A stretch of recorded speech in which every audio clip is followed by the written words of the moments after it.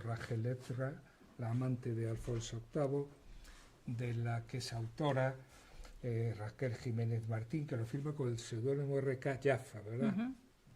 Bueno, una bienvenida que os doy a los que estáis presentes en esta sala y también a los que nos estáis viendo en directo a través de nuestro canal de YouTube y a los que se descarguen esta presentación desde las webs de las distintas sociedades económicas de España. La publicación de un libro entronca con una vieja tradición de las sociedades económicas en general, que es la de aportar conocimiento a la sociedad donde están ellas asentadas. Por este motivo le agradezco a la autora del libro que haya pensado en nuestra Real Sociedad Económica Amigos del País de Santiago para presentar su libro. Además, creo que tu libro tiene una componente de investigación muy significativa. Y una de las actividades que realizamos en esta sociedad económica y a la que le tenemos enorme cariño es un premio de investigación que llamamos Domingo Fontán en honor de un director, en aquel momento se llamaban directores a los presidentes, que tenemos ahí, que fue un geógrafo destacado y bueno, estamos ahora, es un premio de investigación que fallamos conjuntamente con la Universidad de Santiago y con el consorcio de la ciudad. Está abierto el plazo para la presentación de trabajos de investigación de la 9ª edición. Es un premio bianual y dotado con una cátedra económica que aporta a la sociedad económica y el consorcio lo publica. En definitiva, un libro como el que presentamos hoy es como una invitación al lector a formar parte de una comunidad de pensadores, de soñadores o de buscadores de la verdad que de alguna manera establecen un diálogo de ideas muy personal pero también universal a la vez. Como a lo que venimos es a presentar el libro, me acompañan en esta mesa, aparte de la autora, Raquel, José Manuel García Iglesias, vicepresidente de esta sociedad económica, catedrático y muchas cosas más de todos conocidos. Y sin más preámbulos, agradezco vuestra presencia hoy aquí y tiene la palabra José Manuel. Pues nada, pues muchas gracias, presidente. Encantado de estar con todos vosotros, todos amigos. Yo podría decir lo que dice casi siempre Román, nuestro consejero de Educación, que podría saludar a uno por uno, porque os conozco absolutamente a todos. Pero como ella no los conoce, pues diré que está con nosotros lo más florido de la directiva de esta sociedad. Está el presidente del casino, está el presidente de la Academia Xacobea, está un catedrático ilustre del Instituto de Santiago, del Rosalía de Castro, en fin, gente toda ella muy significativa en esta ciudad. Bien, ¿cómo me llegó a mí esta encomienda? Pues porque un día me llama Raquel y me habla de que tiene un libro y que quiere presentarlo en Santiago. El punto de unión entre ella y yo es que a los dos nos interesa, y ella lo refleja en el libro, el culto a Santiago el Menor. Entonces, como ella leyó cosas que tenían que ver con mi investigación sobre Santiago el Menor, de ahí que me llamase a mí como podía llamar a otro cualquiera, ¿no? Entonces yo le dije que sí, quedamos en una fecha que es esta, un lugar que es este, con el permiso, claro está, de los miembros de esta sociedad.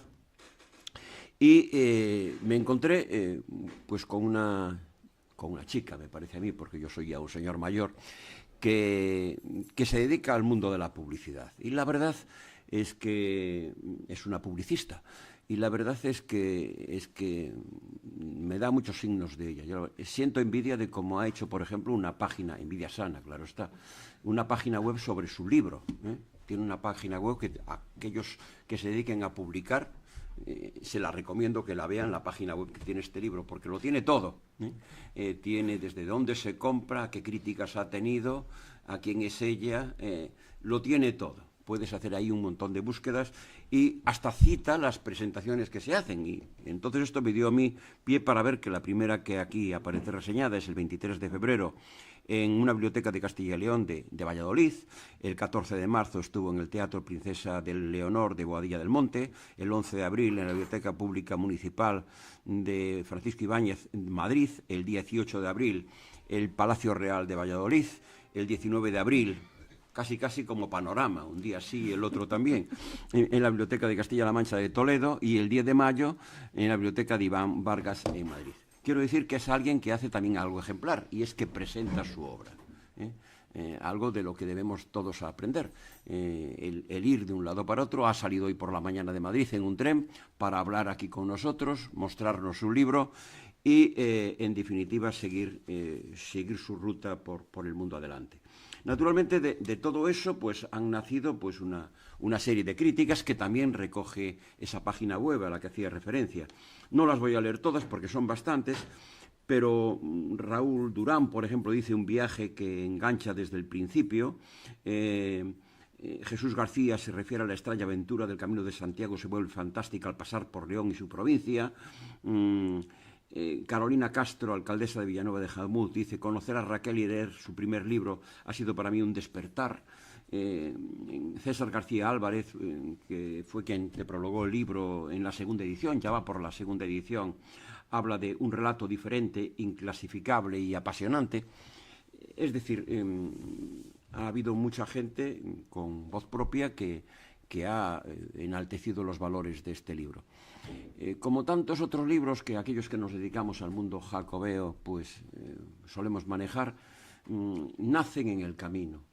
Ella en un determinado momento hace ese caminar que hay entre de León va a Sarria, de Sarria viene hacia Compostela, lo deja a medio camino, pero a partir de ahí queda presa de lo que es el interés por muchas cosas más o menos directas, indirectas, primero del mundo medieval y en segundo lugar, o al tiempo, de lo que es el mundo jacobeo, ¿no?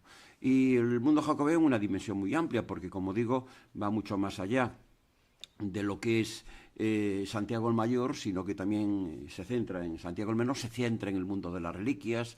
Ya lo veréis ahora cuando ella hable la importancia que le da a Suero de Quiñones en relación con lo que es la figura de Santiago el Menor.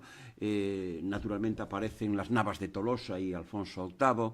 Y todo esto lo hace, cuando leáis el libro lo podréis ver, en primera persona.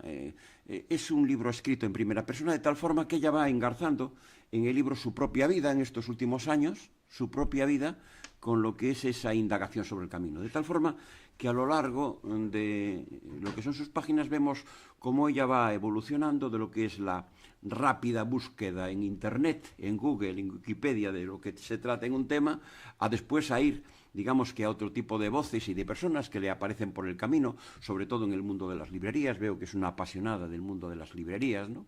Por ejemplo, aquí en Santiago se encontró con libros, se encontró pues con Paulo Coelho en lo que es la plaza de Cervantes, ¿no? En esas librerías al exterior que pone de vez en cuando la librería Couceiro. Entonces, en muy variados lugares de España se va encontrando con libros y con libreros que le recomiendan lecturas.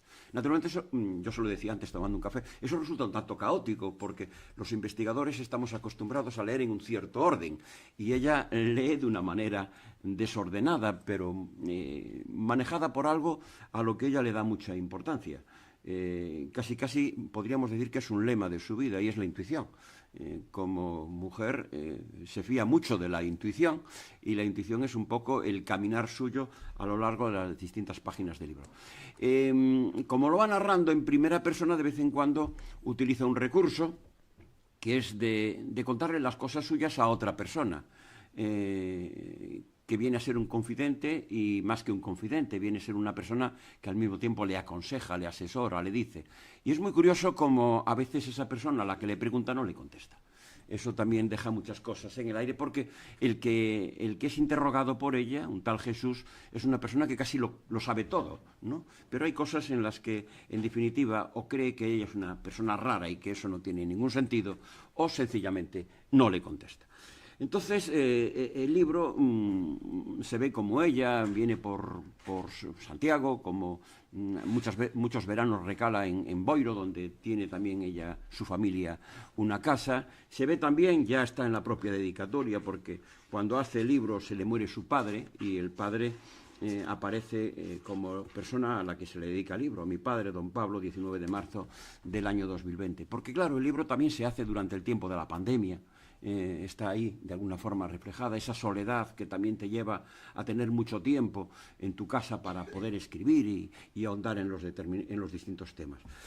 Curiosamente, ¿cómo le llamamos a este libro? ¿Un libro de viajes? Pues una novela histórica, pues de todo tiene un poco. Es una novela histórica, es un libro de viajes, es un libro que tiene un cierto engarce con todo lo que es, o mucho engarce con lo que es el mundo jacobeo. Es un libro en donde, por ese sentido intuitivo que tiene ella de la vida, llega a conclusiones a veces un tanto fantásticas, pero que ella intenta convertir en reales, y a lo mejor lo son, no digo que no, pero en reales. Y después me llamó la atención que después de haberme leído pues todo el libro, en donde en algunos momentos asume un poco el sentido de un diario, en el sentido de que van marcando fechas en las que le van sucediendo cosas. Yo creo que eso tiene mucho sentido, me parece a mí, porque ahí sí que yo creo que hay un toque de realidad entre lo que le ha pasado ese día y lo quiere dejar de alguna manera ahí pues recogido, ¿no? Y eso pues es bastante ilustrativo. Y después hay una última parte del libro que a mí me llamó la atención, porque yo nunca había visto una novela histórica, vamos a llamarle así, en la que se pongan conclusiones. Y tiene una parte dedicada a las conclusiones de cada uno de los temas en los que ha ido, pues, en definitiva, ahondando. Naturalmente, son sus conclusiones, las conclusiones que ella, desde su manera de ver las cosas, pues, intenta, pues, aportar. A mí me parece, como primera obra, la verdad, yo a la gente que empieza a escribir, y empieza a escribir en este tipo de línea de lo literario, siempre le aconsejo que empiece por el cuento, porque el cuento es un relato corto donde uno se va, digamos que haciendo a lo que es el escribir. Y después, cuando el cuento se va alargando, se convierte en novela, si uno va sumando cuentos que tienen una cierta articulación entre sí. Ella, como es tan aventurera y tan impulsiva y tan valiosa, pues se hace un libro de más de 450 páginas en una primera obra como novelista. Y es de agradecer ese esfuerzo. Y por otra parte, ha hecho algo que también tiene su explicación, y cada uno que tenga la suya, y es que para liberarse del mundo de las editoriales, pues lo editó ella misma. Con lo cual, eso hoy en día, cuando tú te manejas en el mundo de ser publicista y eres capaz de construir una página web y puedes funcionar por ti misma, pues evidentemente también tiene su recorrido. Así pues, para mí, deciros que ha sido pues todo un placer conocer a Raquel. Llevamos hablando un par de meses y hoy la he conocido personalmente a la tarde cuando se acercó ya a mi despacho para venir hasta aquí.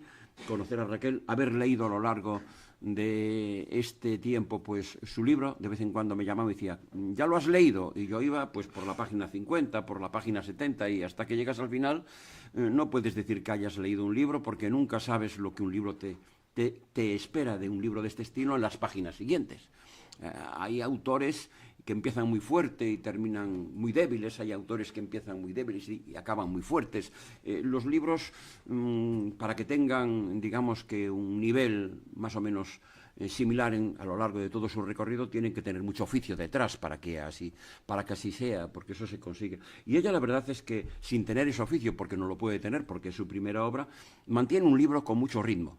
El libro tiene ritmo, el libro tiene eso que se le pide de que en cada una de las partes sea congruente con las anteriores, construya un relato en la búsqueda de unos personajes. Suero de Quiñones es uno de los grandes nombres, Rachel Ezer es otro, y Alfonso VIII, por supuesto, es otro, que aparecen aquí reseñados. Ese mapa para ella fue, por eso lo tiene ahí, fue pues una especie de lugar de donde partir para una enorme intuición, por lo que se destaca en ella, en ese mapa del paso honroso, que es uno de los puntos, digamos que fuertes de este libro, como también, pues, por ejemplo, lo es su mirada madrileña sobre Madrid, en esa clave más o menos con todo lo que tiene que ver con este asunto que trata a lo largo de tantas y tantas páginas. También es un libro, y esto es de agradecer, muy bien escrito con mucha fluidez, con un buen discurso, que no cansa nunca y que aporta. Es un libro que aporta. Incluso cuando lo estás leyendo, hace citas de autores que muchas veces no tienen nada que ver con lo que nosotros usualmente estamos acostumbrados a ver en nuestro campo de trabajo, que te llaman la atención porque los articula con un mundo que es el que nosotros entendemos como el nuestro. Estoy pensando, por ejemplo, en el tema de la reencarnación. A mí nunca me había ocurrido plantearme el tema de la reencarnación con respecto a los campos de trabajo en los que yo me muevo.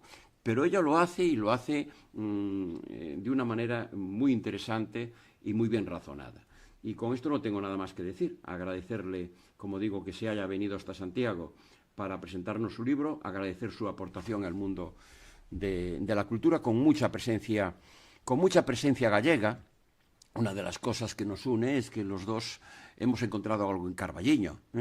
Ella se encontró en la iglesia de Carballiño, en la Veracruz, en el atril que había en el presbiterio. Yo la verdad es que ese atril y ese libro lo he visto 40.000 veces, pero nunca se me ocurrió acercarme hasta allí a ver por dónde estaba abierto el libro, y resulta que el libro está abierto por el Cantar de los Cantares, y entonces ella de ahí ya extrae, digamos, que una determinada deriva que aparece además en varias partes del libro. Las citas a Carballino se repiten en distintas partes del libro y a mí eso también me llamó pues la atención. No tengo nada más que decir, más que felicitarla y desearle mucho éxito. Gracias. Vale.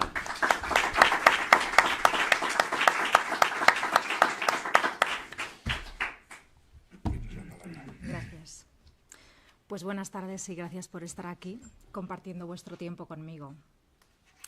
Gracias a José Manuel García Iglesias por acompañarme y por haber mostrado interés en mi historia, y gracias a la Real Sociedad Económica de Amigos del País y de la ciudad de Santiago por este enclave tan especial. Es un orgullo presentar mi libro en una sociedad que tiene como objetivo difundir las ideas y conocimientos, y es que mi libro plantea nuevas tesis, mis tesis, sobre algunos hechos del pasado. Tesis venidas a la luz a raíz de mi experiencia en el Camino de Santiago, ese camino mágico. No sé si conocéis la historia de la judía de Toledo y aquella novela publicada en 1955 por un autor alemán, Leon Feuchtwanger, con ese título, La judía de Toledo. Este autor decía, al final de esa novela, que la historia de Alfonso VIII y Raquel nos interesa porque el atractivo mundo caballeresco de la Edad Media todavía sigue irremediablemente vivo. Que me lo digan a mí. Cuando acabe esta exposición entenderéis a qué me refiero. Hondas raíces el amor ha echado en el alma de Alfonso. No se quiebran cadenas que labraron tantos días, Raquel, tan fácilmente como piensas. Ni se puede borrar tan brevemente la estampa que en el pecho dejó impresa pasión tan generosa. Pues no bastan sustos, temores, sobresaltos, penas, disgustos, amenazas, desventuras, ni cuantos males la naturaleza por mayorazgo repartió a los hombres, a retraer a quien amó de veras.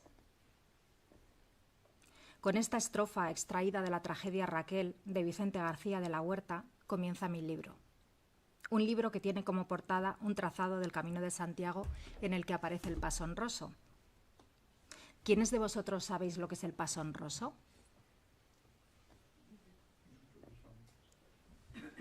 El Paso Honroso fue un evento de caballería que tuvo lugar en un pueblo de León, en Hospital de Órbigo, en 1434, cuando era rey de Castilla Juan II. Y el protagonista se llamaba Suero de Quiñones. Ese noble enamorado que se ponía una argolla de hierro en el cuello para simbolizar su prisión de amor. Ese caballero que tuvo que montar la historia del Paso Honroso para llamar la atención de su amada Leonor de Tobar. Aunque algunos investigadores atribuyen al evento un fin político, no amoroso, para desmerecer los pasos de armas que tuvieron lugar en otros reinos, entre ellos Aragón. ¿Pero qué es un paso de armas? Pues algo diferente a un torneo donde luchan grupos de caballeros, o a una justa, donde un caballero con lanza combate con otro para demostrar su destreza en el manejo de las armas. Un paso de armas es un evento de caballería protagonizado por un mantenedor, quien, situado en un lugar fijo, prohíbe el acceso o paso a todos los caballeros que se aproximan al lugar por él defendido, retando a combate a caballo y con lanza a todos los conquistadores o aventureros que quisieran participar en la liza. Y el reglamento o los capítulos de ese paso debía ser publicado por el mantenedor con suficiente antelación, como de hecho fue. 6 meses antes del evento, Suero hizo publicar en otros reinos los capítulos de su fecho de armas, razón por la cual llegaron a Hospital de Órbigo caballeros del Reino de Aragón, de Francia, de Italia, para participar en las lizas, que iban a tener lugar junto a su puente, 1 a 1, caballero contra caballero. En total, 69 conquistadores contra 10 mantenedores, porque Suero estaba acompañado por sus 9 hombres. Con él sumaban 10. Y estos eran los nombres: Lope de Estúñiga, Diego de Bazán, Pedro de Nava, Suero de Albargómez, Sancho de Rabanal, Lope de Ayer, Diego de Benavides, Pedro de los Ríos y Gómez de Villacorta. Si vais a Hospital de Órbigo, veréis un monolito de piedra con los nombres de estos caballeros junto a su puente. Los hechos ocurrieron en un año jacobeo, en 1434, y lo que hizo Suero fue prohibir el acceso al puente del río Órbigo 15 días antes de la fecha de Santiago, 25 de julio, y 15 días después.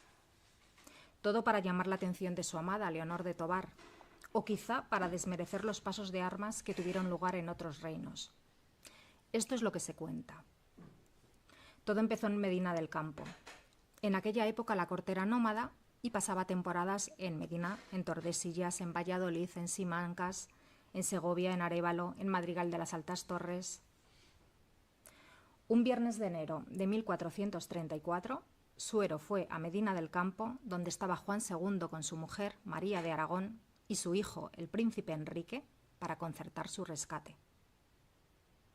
Suero apareció en pleno baile de cortesanos, junto a sus 9 caballeros, todos vestidos con armadura, para pedir la autorización de su paso de armas al rey. A continuación voy a narrar cómo describe el hecho Luis Alonso Luengo. De par en par se abren las puertas y por ellas entran, como arrancados de la nieve, cubiertos de arriba abajo de acero blanco, armados de todas armas, 10 caballeros. Cruza un rumor de conversaciones y asombro a lo largo de la sala. Los 10 caballeros avanzan silenciosamente por la amplia calle que forman los que danzaban y llegan hasta el estrado de los reyes. Una vez allí, 9 de los 10 caen rodilla en tierra. Uno queda en pie, se adelanta, sube los escalones, y en el mismo plano del rey se alza la visera e hinca la rodilla.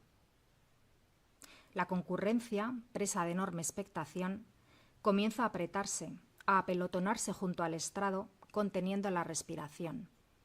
Y es un nuevo rumor de asombro cuando surgen, de entre el acero blanco de la armadura, las líneas del rostro de un caballero por todos conocido, Suero de Quiñones.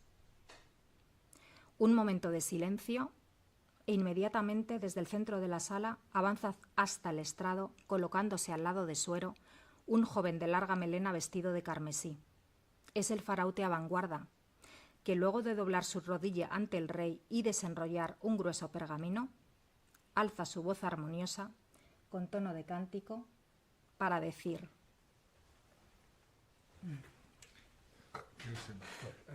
Javier.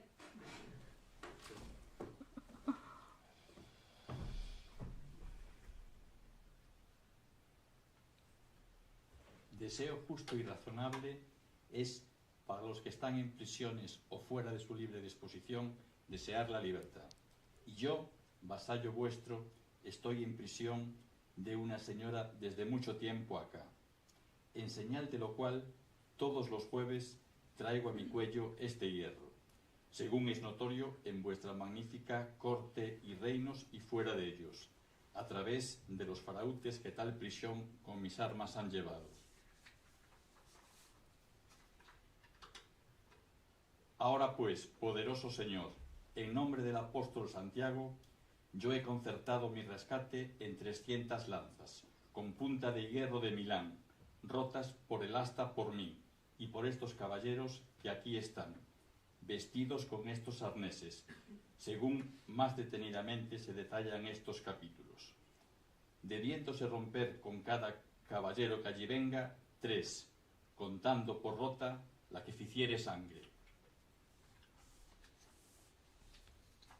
Sépase 15 días antes del apóstol Santiago, abogado y guía de vuestros súbditos, y 15 días después, salvo si antes de este plazo mi rescate fuera cumplido, esto será en el camino que las gentes hacen hacia la ciudad donde se encuentra su santa sepultura, certificando a todos los caballeros extranjeros que allí vinieren que encontrarán arneses, caballos, armas y lanzas tales que cualquier caballero puede usar de ellas, sin temor a quebrarlas con un solo golpe. Y notorio sea a todas las señoras de honor que cualquiera que vaya por aquel lugar donde yo estaré, que si no llevare caballero o gentilhombre que haga armas por ella, perderá el guante de la mano derecha. Mas lo dicho se entienda no ha de entrar en estas pruebas, ni el muy magnífico condestable Álvaro de Luna. Gracias. Es decir, Suero puso como requisito para su liberación romper 300 lanzas por él y sus caballeros. Finalmente se rompieron menos, pero como el plazo se estipuló en 30 días, los jueces declararon el rescate cumplido aquel 9 de agosto de 1434. Tras aquella gesta, Suero peregrinó a Santiago de Compostela para poner el collar que se ponía al cuello en señal de su prisión de amor en el busto de Santiago el Menor, situado en la sala de reliquias de la Catedral de Compostela. Y un año más tarde, Suero se casó con la dama de la que estaba enamorado. Al parecer, los torneos, pasos y justas, que ya tenían lugar en el siglo XI en Francia, Flandes, Italia, Castilla y Aragón, se pusieron muy de moda en el siglo XV, dejando atrás la faceta de entrenamiento militar. Pero según la Crónica General de España, ningún paso podía igualarse en significación, singularidad o apariencia al de Suero de Quiñones. En aquella época estaba de moda el voto caballeresco, mediante el cual haber participado en una lucha entre ellos. Lucha como forma de exhibición, a la que solían acudir caballeros jóvenes para darse a conocer, además de otros experimentados para acrecentar su prestigio. Y como hizo Suero, esos caballeros, protagonistas de esos espectáculos, acostumbraban a exteriorizar el voto con algún detalle en su indumentaria o atuendo, y permanecían obligados, bajo juramento, a respetar un voto hasta que fueran liberados por medio de una lucha. Además, esos caballeros solían escoger una dama, a quien dedicar sus proezas y a la que adorar de por vida. Y esto es lo que hizo Suero, enamorado de Leonor de Tobar, a la que dedicó estos versos.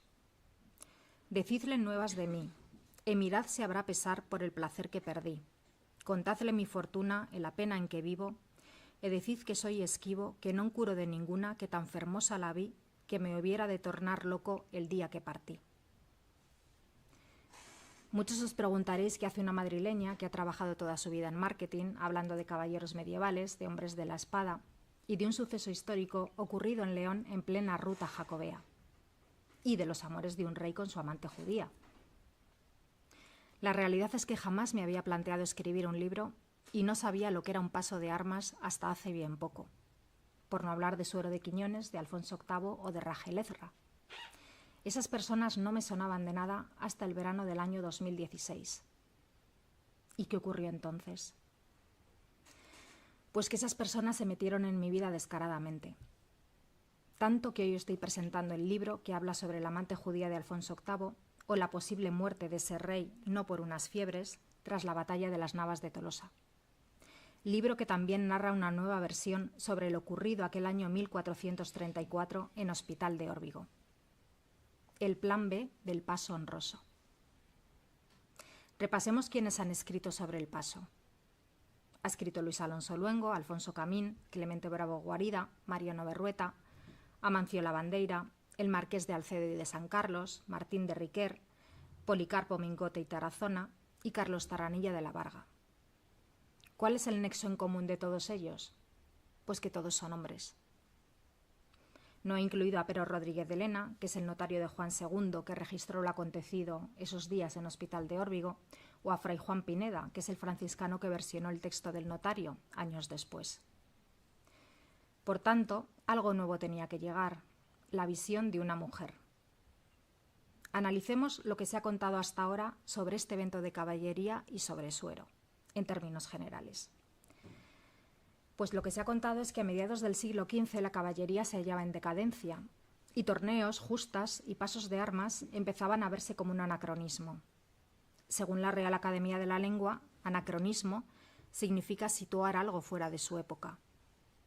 Se ha dicho también que este suceso fue un alarde propio de la nobleza ociosa ante la agonía del mundo medieval y de la clase nobiliaria, que la nobleza, con este fecho de armas, empieza paradójicamente a escribir su acta de defunción, que la nobleza, instintivamente alertada de su desmoronamiento, por no poder seguir manteniendo el tren de vida que mantenía, a causa del deterioro de los ideales caballerescos, se deja arrastrar por la añoranza viviendo de recuerdos. Se ha dicho también que más de medio milenio después de aquel acontecimiento, a nuestros ojos parece ridículo, o si se quiere fantasmal, un episodio como este, en el cual un joven adinerado, por razones amorosas, monta todo aquel espectáculo con riesgo evidente de perder su vida. Y se ha dicho que Suero de Quiñones, por rescate de la prisión en que su señora le tenía y por codicia de fama durable. ¿Qué os parece? En resumen, la caballería se hallaba en decadencia, alarde propio de la nobleza ociosa, deterioro de los ideales caballerescos, viviendo de recuerdos, ridículo y casi fantasmal, por codicia de fama, pretexto sentimental. Y yo os pregunto, ¿realmente creéis que Suero era un pobre caballero enamorado, ansioso de fama? ¿Creéis que el paso honroso fue un alarde de la nobleza ociosa? ¿Creéis que esas fueron las razones? Pues no, en mi humilde opinión, claro está. Os contaba antes que Suero se metió en mi vida descaradamente y yo creo que lo hizo para que saliera a la luz una nueva versión sobre el hecho sobre su paso de armas, que es la versión que he escrito, que nada tiene que ver con lo contado hasta ahora. Es una interpretación, es mi interpretación, con implicaciones internacionales y relacionada con el coleccionismo de reliquias, con los judíos, con un posible tesoro y con los saberes prohibidos en la época, que fueron la cábala y la alquimia. Y por cierto, la caballería no debía estar tan en decadencia cuando en época se fundaron numerosas órdenes de caballería, entre ellas la Orden de la Jarra y el Grifo, fundada por Fernando de Antequera, tío de Juan II y regente de Castilla con Catalina de Lancaster, durante la minoría de edad de su sobrino Juan II. Orden que nació en Medina del Campo, cuyo maestre presentó mi libro en el Palacio Real de Valladolid el mes pasado, o la Orden de la Escama, fundada por Juan II. Pero ¿cómo empezó todo? Pues con una historia de coincidencias. Empecé a encontrarme en mi vida coincidencias imposibles y llegó un momento en que empecé a investigar esas coincidencias. Todo empezó un mes de agosto de 2016 en León, comienzo del Camino de Santiago. Eran vacaciones. Llegamos a León un 3 de agosto en tren y el plan era salir al día siguiente desde Sarria, inicio de la etapa. Y como teníamos unas horas para hacer turismo en León, pedimos un plano de León y vi que en León hay una calle que se llama Suero de Quiñones. Y aquello me sorprendió muchísimo porque yo trabajaba en aquella época en la calle Suero de Quiñones, en Madrid. Y yo no sabía quién era Suero, pero no hice mucho caso. Lo interpreté como una señal sobre mi trabajo, una señal clarísima, pero tampoco supe qué me quería decir esa señal. Y al día siguiente empezamos el camino y a los 4 días lo dejé, teniendo que planificar un día no previsto en Santiago de Compostela. ¿Y qué ocurrió en esa ciudad, en Santiago? Pues que encontré un mercadillo de libros en la calle y compré uno titulado El peregrino de Compostela, de Paulo Coelho. Pensé, ya que no he acabado el camino, pues voy a leer sobre él. Y en ese libro me volví a encontrar con Suero de Quiñones. Es decir, en 4 días, Suero de Quiñones se cruzó en mi vida 2 veces y yo no sabía quién era Suero. De modo que investigué quién fue ese señor y descubrí lo del paso honroso. Decía Coelho, el autor del libro: en 1434, un noble de la ciudad de León se enamoró perdidamente de una mujer. Se llamaba Suero de Quiñones. Y más adelante, decía Coelho, era rico y poderoso e intentó conseguir la mano de su dama en casamiento, pero esta mujer no quiso ni saber de aquella inmensa pasión y rechazó al pretendiente. Y aquello me sorprendió muchísimo, porque esa historia era la historia de mi vida. Es decir, yo tuve un pretendiente rico y poderoso que me tiró los tejos y yo le rechacé, aunque consiguió que me fuera con él tras 7 años de conquista. Y pensé, pues es un paralelismo, Suero es mi amado. Y a raíz de aquello todo se empezó a liar, porque entraron en mi vida otros personajes y otras historias de amor y se intensificaron esas coincidencias. Y yo dudaba si el origen de mis coincidencias era el apóstol Santiago por lo del camino, o Suero, o Jacob. Jacob, el patriarca de la Biblia, que también se cruzó en mi camino, protagonista de otra historia de amor con una mujer llamada Raquel, otra Raquel, la matriarca del pueblo judío, por la que Jacob también tuvo que esperar 7 años, tiempo que mi amado esperó por mí. Y de este modo empecé a tener coincidencias insistentes con 3 historias de amor y sus protagonistas, Suero de Quiñones y Leonor de Tobar, Jacob y Raquel, y Alfonso VIII y Rachel Ezra. Rachel es Raquel en hebreo. Y 2 de esos hombres casualmente enamorados de Raquel. Y empecé a investigar a esos personajes y las gestas que protagonizaron. Suero de Quiñones y el paso honroso, Alfonso VIII y la batalla de las Navas de Tolosa, y Jacob y el sueño de Jacob, uno de los episodios más significativos de la Biblia. Y también a Rachel Ezra, la amante de Alfonso VIII, y al apóstol Santiago, origen de todo, mi guía. Pero lo que me dio el impulso para empezar a seguir esas señales, esas coincidencias, fue una frase que encontré en una Biblia abierta en una iglesia consagrada a la Vera Cruz en Carballino. Frase del Cantar de los Cantares que decía: si es que no te conoces, oh tú la más hermosa entre las mujeres, sal afuera y ve siguiendo las huellas. Y eso hice. Empecé a seguir las señales, las huellas que Santiago estaba poniendo en mi camino, esas coincidencias, y poco a poco empecé a establecer mis propias hipótesis sobre esos hechos y lo que ocurrió con esos personajes, y a buscar datos que avalaran esas hipótesis, y los encontré. Por eso finalizo el libro con 100 páginas dedicadas a conclusiones donde analizo e interpreto los hechos desde mi perspectiva.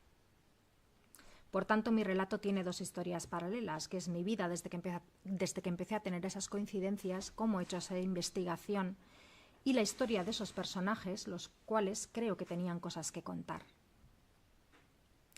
Pero ¿qué tenía que contar Alfonso VIII? Eso tenéis que leerlo. Sí que os adelanto que fue un rey predestinado a dejar una huella en la historia, como su fecha de nacimiento indica. 11 del 11 de 1155. 3 onces en su fecha de nacimiento. Un rey predestinado a vencer en la batalla de las Navas de Tolosa, como la fecha de la batalla indica. Batalla acontecida en 1212. Otra fecha significativa, 12-12. En el libro analizo ambas fechas desde el punto de vista de la cábala. Hay que leerlo porque fueron varias las razones. ¿Y Rachel Ezra? ¿Qué tenía que contar Raquel, su amante? Pues que con mucha probabilidad Raquel fue amante de Alfonso VIII y es posible que tuviera descendencia con el rey de Castilla. ¿Sabíais que Alfonso X, bisnieto de Alfonso VIII, hijo de Fernando III, su nieto, narraba este hecho en su Historia General o Crónica General de España con estas palabras? El rey se enamoró locamente de una judía, que tenía por nombre la Hermosa, y olvidó a su esposa. ¿Y sabíais que el rey Sancho IV el Bravo, hijo de Alfonso X y tataranieto por tanto de Alfonso VIII, advertía a su hijo de los pecados de fornicio de su tatarabuelo Alfonso en los castigos y documentos para bien vivir? Es decir, sus propios descendientes reconocían los hechos. Por otra parte, es posible que Raquel no muriera asesinada. Según Gerold Hilty, un medievalista suizo que falleció en 2014, fue un cronista de finales del siglo XIII quien se inventó la muerte de la judía a manos de los nobles del reino. ¿Por qué? Tenéis que leerlo.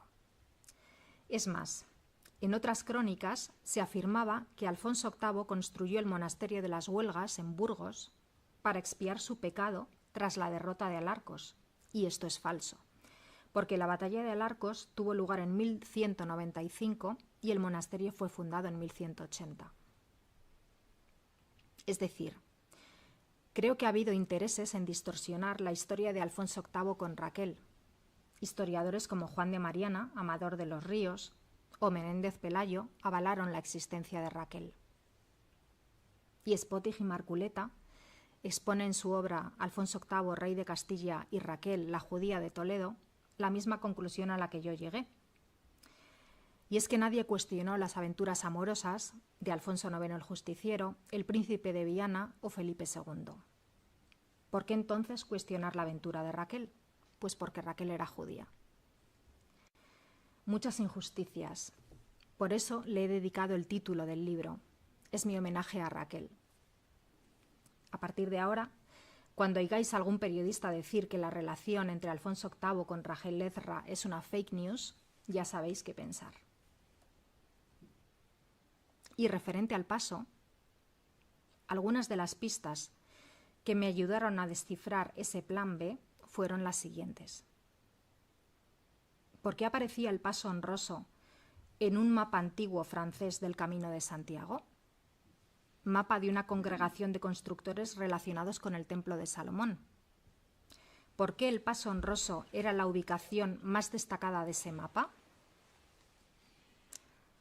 Más destacada incluso que Compostela. ¿Por qué esa ubicación estaba marcada con una estrella de 5 puntas, única estrella del mapa? ¿Por qué aparecía una rama de vid y un pajarito en ese mapa? ¿Por qué tantos símbolos alquímicos? Su collar, símbolo de su prisión de amor, en el busto de Santiago el Menor. ¿Por qué Suero veneraba el salero de la Última Cena? ¿Y qué hacía ese salero en León, en el Paso? ¿Por qué cuando llegó a la Catedral de León en peregrinación tras el Paso dio una vuelta por el deambulatorio? 10 caballeros unidos por una causa que van a pedir autorización a un rey. ¿No es eso lo que hicieron los templarios? ¿Por qué il faut deliberer, que era la enseña del Paso, la frase que llevaba Suero en el brazo cuando salía a las lizas? ¿Por qué se hizo el Paso en esa ubicación geográfica, en Hospital de Órbigo, al lado de un puente? ¿Por qué había 2 congregaciones religiosas en ese evento de caballería, franciscanos y dominicos? ¿Por qué 300 lanzas y 300 carros que transportaron los maderos para construir la escenografía? ¿Por qué lo de honroso? Paso honroso. ¿Por qué un notario real recogió todo lo ocurrido esos días en Hospital de Órbigo? ¿Un acta notarial de un paso de armas que ha sido calificado como un evento lúdico de una nobleza ociosa? ¿Por qué el alquimista Flamel estudió los planos y las enjutas absidiales de la Catedral de León? ¿Por qué Flamel estuvo en León? ¿Un maestre del priorato de Sion en León? ¿Por qué 2 reliquias relacionadas con la Última Cena estaban en León? Una de ellas descubierta hace poco. ¿Qué hacía el maestro constructor de la Catedral de León, Nicolás Francés, un arquitecto, pintor, miniaturista y escultor, en unas obras de construcción de un escenario al lado de un puente? ¿Por qué el notario real hacía una descripción exacta de ese escenario? ¿Qué importancia tiene cuántas tiendas había o las medidas exactas de esos cadalsos? ¿Por qué ese maestro llegó justo en 1434 a León? ¿Y por qué ese maestro insistió en trabajar en la catedral? ¿Por qué ese maestro fue después a Tordesillas? ¿Por qué trabajó en el monasterio de Santa Clara? ¿Y por qué Nicolás Francés, ese maestro constructor, pintó el título de un salmo de la Biblia en esos frescos de la capilla de Saldaña del monasterio de Santa Clara en Tordesillas? No os voy a contar más. Espero que podáis leer lo que me pasó. Os aseguro que os vais a divertir. Esta historia que os he contado ha resultado ser una investigación apasionante que me ha cambiado la vida. Razón por la cual digo en la contraportada, un relato inspirador que te ayudará a descubrir tu misión en esta vida. Y es que creo que si seguimos las señales, las coincidencias, la encontraremos. Nuestra misión. Y mi historia es un ejemplo. Y para finalizar, me gustaría recordar lo que dice un artículo que ha salido publicado en un periódico leonés referente al libro que os estoy presentando. Decía este periodista: la investigación de la autora pondrá a los leoneses en el camino de Don Suero y partirá las lanzas necesarias para dar a la leyenda la importancia histórica que merece. Y eso es lo que he hecho y voy a hacer, partir lanzas, metafóricamente, para que la historia de estos personajes sea conocida. Espero haber puesto mi granito de arena para que el paso honroso no solo sea visto como un paso de armas en el que un hombre enamorado quiere llamar la atención de su amada, aunque he de reconocer que eso es tremendamente romántico. Y también espero hacer justicia a Rachel Ezra, esa mujer que algunos están tratando de borrar de la historia solo por el hecho de ser judía y amante de un rey. Muchas gracias por escucharme y por interesaros por un pedazo de mi vida.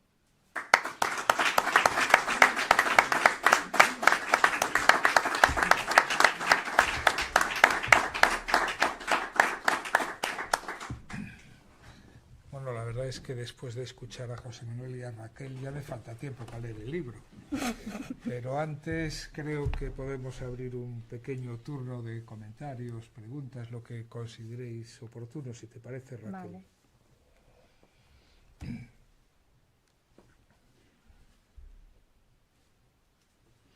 Bueno, yo insistiría en la idea de que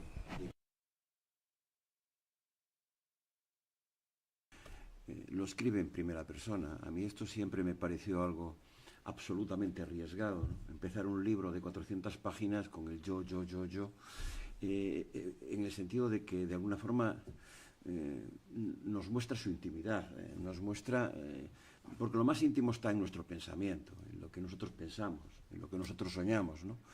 Y el libro pues lleva a entender las coincidencias como camino para la búsqueda de la verdad, de su verdad, claro está. Claro, ella anda por la vida viendo signos por todas partes. Ayer, por ejemplo, me preguntó ¿qué puedo ver en Santiago? Entonces yo le dije una serie de cosas básicas. Bueno, pues podéis ir al Museo de las Peregrinaciones, al Museo de la Catedral, tal. Dije, es que eso ya lo he visto todo. ¿No hay alguna exposición importante? Y le dije, pues hay una exposición en el Gallás que es sobre los tesoros reales de Jerusalén. Ella, como es publicista, ya automáticamente, cuando venía en el tren, buscó la información, dijo, un signo en mi vida, porque me he encontrado.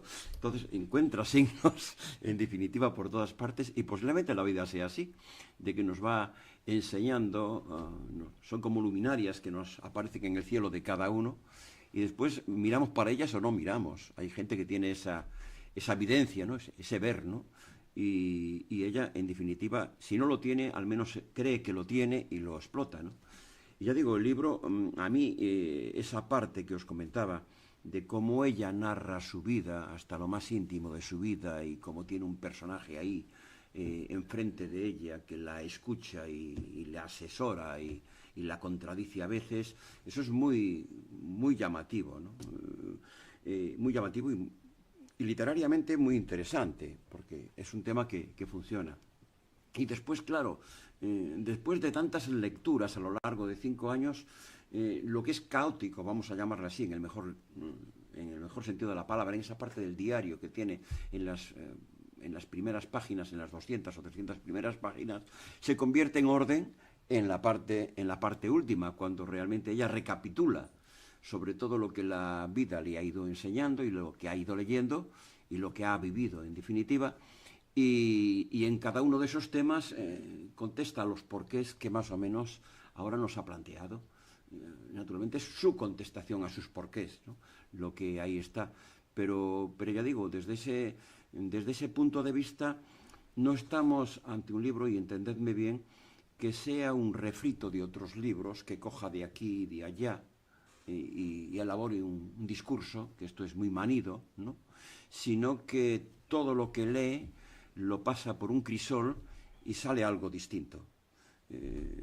Hay un punto en lo que ha dicho que está muy de moda, ¿no? Y es que hasta ahora solamente hemos hablado los hombres y ahora hay una mujer que habla. Pues a lo mejor tiene razón de que las mujeres ven las cosas de una manera distinta.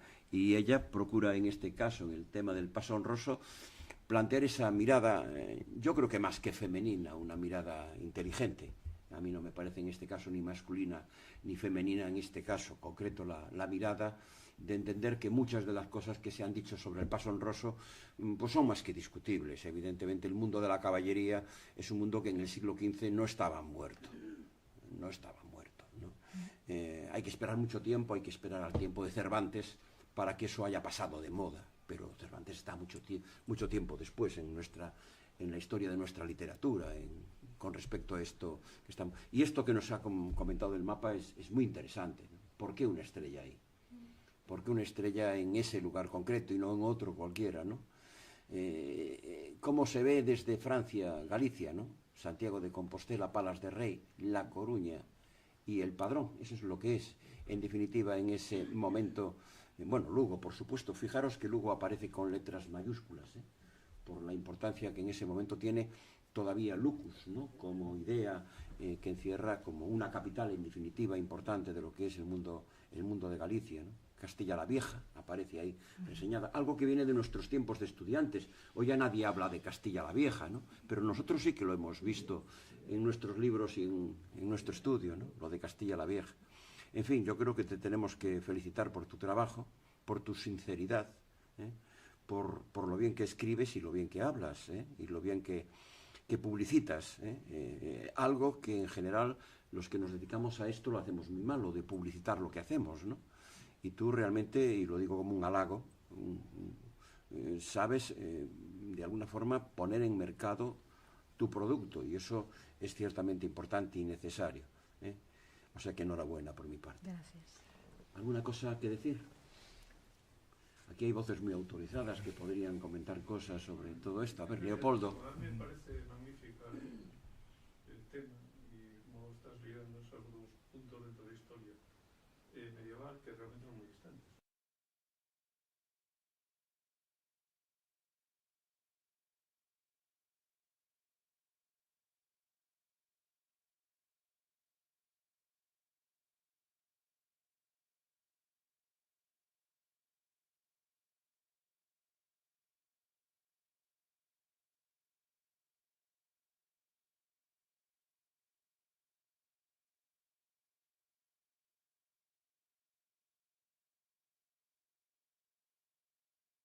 Entonces, bueno, nos llama la atención que puede ser algo que no se ha recalcado evidentemente, pero es que es un lugar donde a través de los sudarios reales que aparecen en los sepulcros se ha descubierto la mejor colección de telas medievales y arábigas de esto. El tránsito, o sea, el transporte cultural de un lado a otro. Tú hablabas de la judía Raquel, no solamente era hacia el mundo hebreo, sino también musulmán, ¿no? Entonces, el propio Alfonso VIII, por ejemplo, frena a los caballeros franceses, sobre todo, ¿no?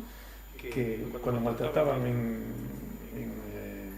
España a los musulmanes de las zonas que iban conquistando. Es decir, oye, estos son vasallos.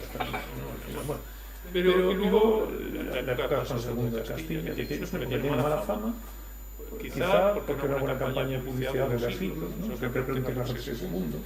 Pero pasa un poco que parece que todo lo que fueron ellos de la Casa de Tasfama antes de Reina Isabel Católica, una calamidad, un desastre, y la capital donde está la de Burgos es una cosa espectacular, es un movimiento cultural magnífico. Y con respecto a la cultura caballeresca, es que es verdad, que es mucho más duradera de lo que se había dicho. El último torneo, bien, es verdad que ya como celebración festiva casi, ¿no? Casi teatralizada, del que yo tengo noticia porque se hace para la recepción de la segunda mujer de Mariana de Neo en La Coruña. Sí, eso es en 1698, y bueno, montan ahí un espectáculo, pero con alusiones mitológicas, una cosa realmente fiesta cortesana como pocas. Y sobre todo teniendo en cuenta que en el resto de las ciudades lo que hicieron para recibir a la reina fueron corridas de toros. Entre Santiago, ¿no? También una fiesta cortesana muy grande, muy culta, pero el resto de las capitales en las que ella fue parando, lo que le hacen son corridas de toros. Entonces, bueno, en fin, aquí viene a cuento todo este comentario. Bueno, pues todas estas cosas que aparecen ahí tienen mucho más recorrido y más interés de lo que a lo mejor a primera vista nos pueda parecer. Está mucho más cerca de nosotros de lo que podamos pensar. Esto te felicito, me parece que has hecho un libro muy... Yo también tengo mucha curiosidad por tenerlo en las manos, ojearlo, porque con unos elementos aparentemente muy disjuntos, pues parece que has construido algo realmente muy notable desde el punto de vista narrativo. Sí, en León, de hecho, la historia ha encantado y se han sorprendido mucho con mi interpretación del Paso Honroso, porque lo curioso es que encajan las piezas, que yo no digo que lo que yo cuento realmente tuvo que ocurrir, pero es que lo curioso es que encajan. Y que visto desde fuera, pues el contexto, los personajes, unos libros por ahí prohibidos, todas esas preguntas que he querido plantear al final lo he hecho porque es para un poco que veáis por dónde puede ir el libro, ¿no? Es una investigación que he hecho de un mapa antiguo en el que es muy significativo que en un mapa antiguo francés aparezca el Paso Honroso marcado de forma más importante que Compostela. Entonces yo cuando vi eso, pues no puede ser que sea un noble enamorado. Ahí hay cosas que no se han contado. Y lo que me sorprende es que todos los cronistas, porque me he leído prácticamente todos los libros que se han escrito sobre el Paso Honroso, todos los cronistas te cuentan lo mismo, cada uno de su forma, a su forma, pero no sé, no te aportan nada. Unos te hablan más del contexto, otros te hablan más del personaje, de cómo pudo ser Suero, pero nadie ha profundizado en esas piezas, ¿no? El salero de la última cena, ¿qué hacía allí? ¿Por qué 300 carros? ¿Por qué 300 lanzas? Es un dato muy significativo. Cuando también hay una estrofa que se llama Las 300, ¿no? Entonces esos números a mí me chirriaban en la cabeza y tuve que investigar mucho para darles el sentido, ¿no? Pero creo que al final lo encontré. Fijaros que es un mapa en el que no hay un camino, hay dos. Está el camino de la costa también. Y los jerarquiza, hace mucho más importante al camino francés. Y también fijaros en el tema de dónde está Galicia. Galicia es mucho más que Galicia, es un poco la Galicia con el norte de Portugal, entendiéndolo casi como la Galicia, ¿no? La que ahí aparece reflejada.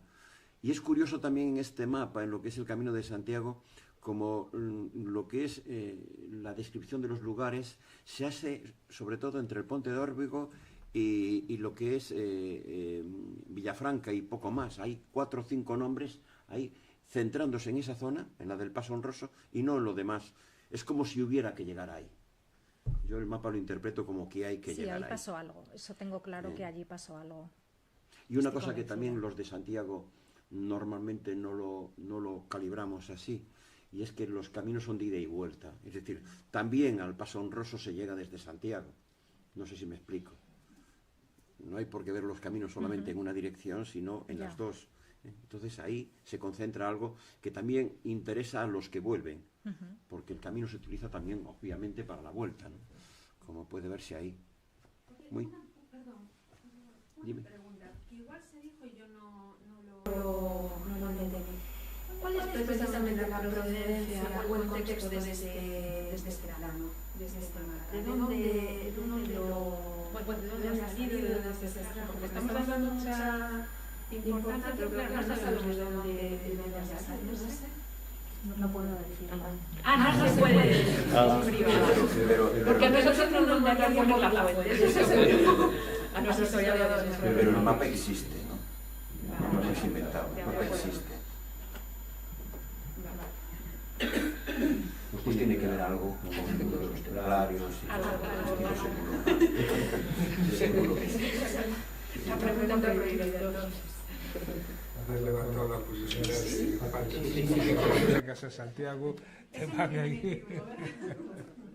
También el mapa, obviamente, nace en Francia, porque... Sí, es un mapa francés. Exactamente, porque si no a nadie se le ocurre llamarlo al Cantábrico la Gran Mer. La Gran Mer, no, sí, Esto solamente se le puede ocurrir a un francés, con permiso de Ubaldo, ¿verdad?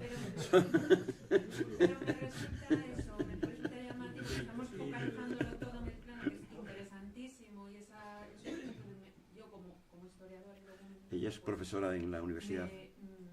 Me surgió la duda porque nosotros una de las cosas que nos obligarían a poner una publicación es la fuente de donde se fue el plano. Yo no soy historiadora, soy investigadora. Suerte que pasa que yo vi ese mapa y yo soy una persona que estoy muy acostumbrada a hacer mucho análisis.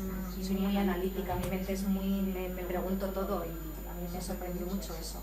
Ver el paso honroso más destacado que por eso de Compostela, que pasó allí. Porque si no lo ubicáramos en el contexto, igual podríamos también entender por qué se da esa relevancia a ese punto. Sí, Yo, sin embargo, eso no vino de forma distinta. El motivo no está, es inferior al paso honroso, lo que pasa es que es distinto. Y además se incide en lo de Compostela en Saint-Jacques. Si os fijáis, la parte de arriba, lo cual testimonia que esto es francés, pero es otra cosa diferente. Lo que se quiere significar en el paso honroso, y es donde está la clave, es en la estrella. La estrella con respecto a ese lugar. Bueno, pues yo creo que si no hay ninguna cosa más, pues ha sido muy interesante. Muchas gracias por haber venido. Yo espero que se reconcilie, sí. Has hecho de mi vida un signo de aires. O sea, que vengas a Santiago nos visites. Gracias por estar aquí y compartir esas vivencias. A mí me parecieron vivencias.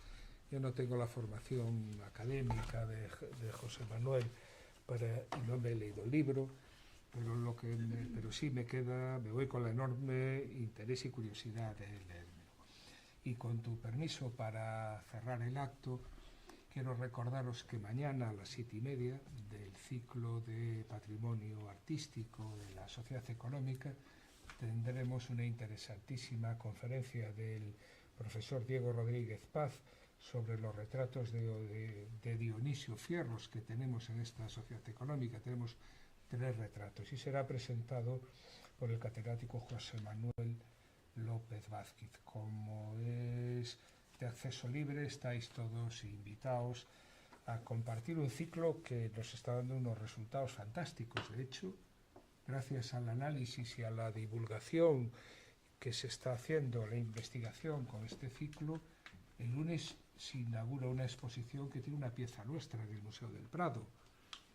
Otra se la tenemos prestada a la exposición Las Edades del Hombre.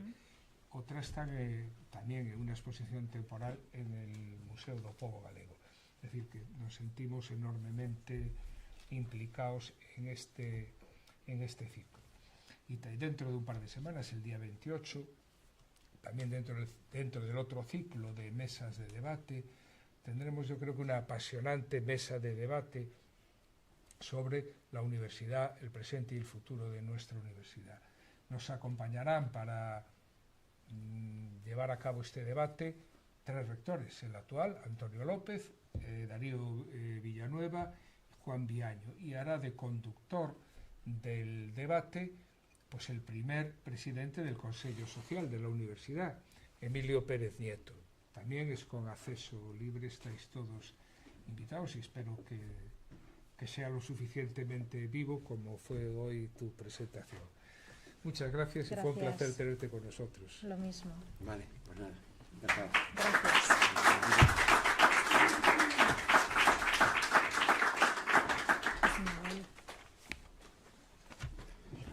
¿Qué? Si quieres que si tenéis un bolo. Sí.